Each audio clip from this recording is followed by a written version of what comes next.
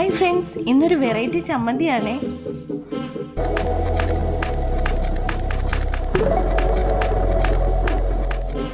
ഈ ചമ്മന്തിക്ക് വേണ്ടിയിട്ട് വറ്റൽമുളക്, വെളുത്തുള്ളി, ചെറുള്ളി ഇതെല്ലാം ചുട്ടെടുത്തിട്ടുണ്ട്.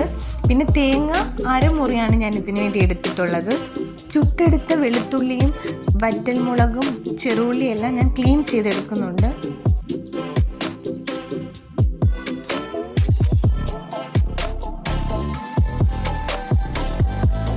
ആദ്യം ഞാൻ വറ്റൽമുളകൊന്ന് ജാറിലേക്കിട്ട് അരച്ചെടുക്കുന്നുണ്ട്.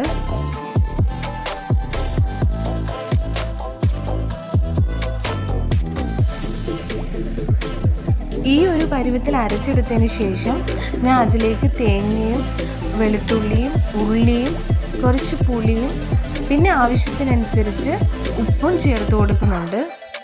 അതിനുശേഷം ഇതൊന്ന് അരച്ചെടുക്കുക.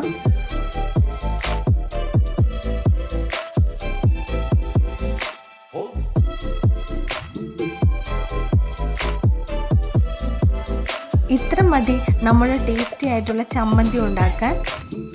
ഈ ഒരു ചമ്മന്തി നിങ്ങളും വീട്ടിലൊന്ന് ട്രൈ ചെയ്ത് നോക്കണേ. അതുപോലെ തന്നെ നിങ്ങൾക്ക് എൻ്റെ വീഡിയോ ഇഷ്ടമാവുകയാണെങ്കിൽ ഒന്ന് സപ്പോർട്ട് ചെയ്യണേ.